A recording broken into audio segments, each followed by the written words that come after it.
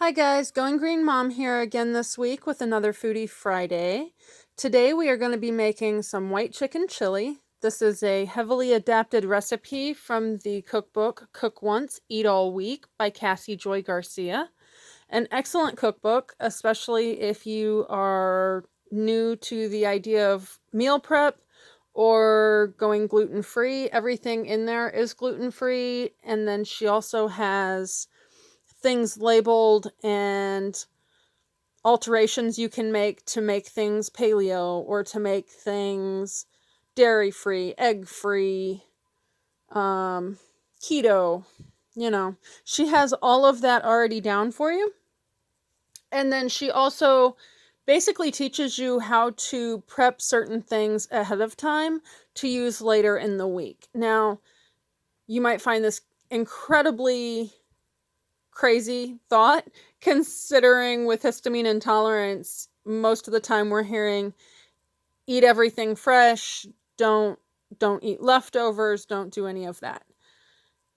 And I totally get it. So the beauty is a lot of these things that you see me doing, it's those things that you can maybe do in larger batches all at once and then stick in your freezer. That way, when you have a bad day, it doesn't have to be a day when you are completely stressed out about food. You can just pull something out. In all honesty, when I first found out about histamine intolerance, I had been doing more meal prep during the week, so I could take stuff to work with me. And what I found was that it really wasn't that hard for me to just put stuff in the freezer instead of in the refrigerator when it got done. You know what I mean? So anyway, as per usual, I started out with a bag of frozen boneless, skinless chicken breast. The whole scenario. Bought frozen, stored frozen, and cooking from frozen.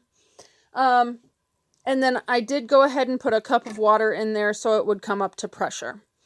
And 35 minutes on high pressure, it is fall apart tender. Coming out of here, I'm just piling it all up on a plate. And if I wanted to make a larger batch of this, I would just shred the entire batch of chicken, add some more liquid, add a little bit more of each of the ingredients, and it would be a larger batch, and I easily could have frozen several portions in addition to my kids and I eating it not just for supper, but also for lunch the next day. Don't eat the can. So anyway, you've got your chicken. It's now cooked and cooling a bit so it's easier to handle.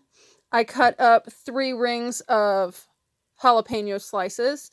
To make this a little bit less histamine, go ahead and use a fresh jalapeno.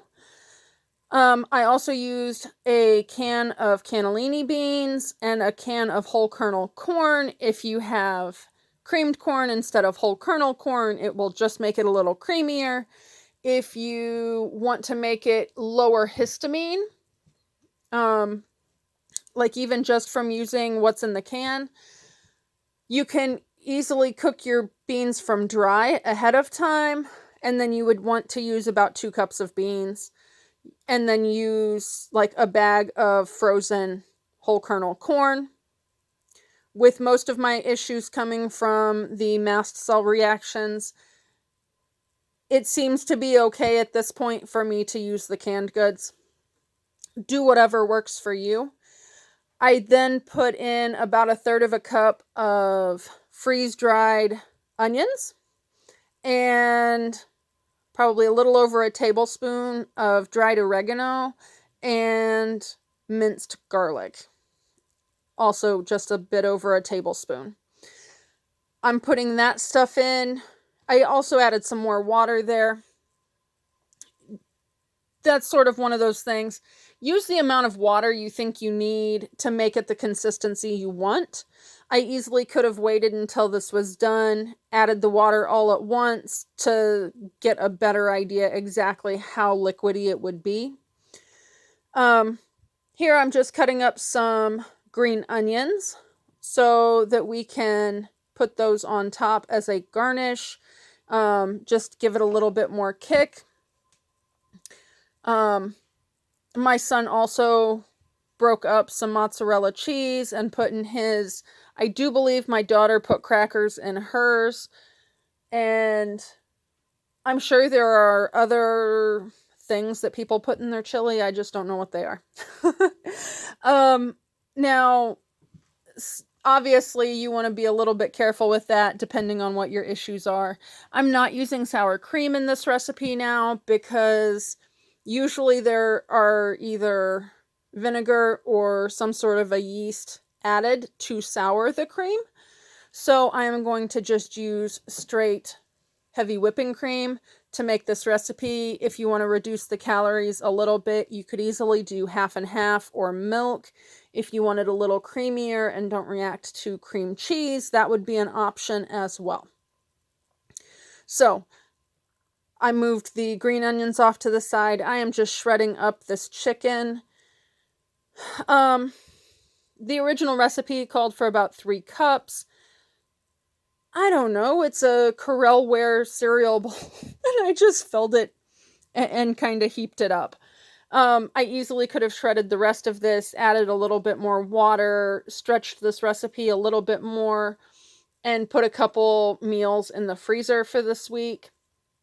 As it was, we ate this for supper, turned around and ate it for lunch the next day. So it is one of those that you can easily have enough to have some backup.